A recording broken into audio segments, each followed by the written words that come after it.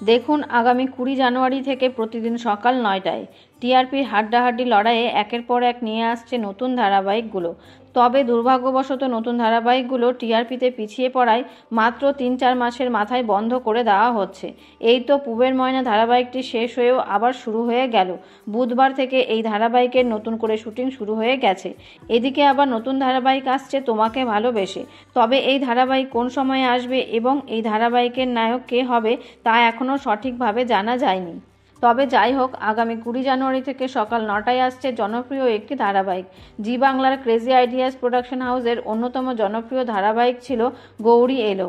এই ধারাবাহিকাতে প্রধান ভূমিকাতে দেখা গিয়েছিল জনপ্রিয় অভিনেত্রী মোহনা মাইতিকে এবং অভিনেতা ছিল বিশ্বরূপ বন্দ্যোপাধ্যায়। এই ধারাবাহিকের টিআরপি ভালোই ফল করত প্রথম থেকেই।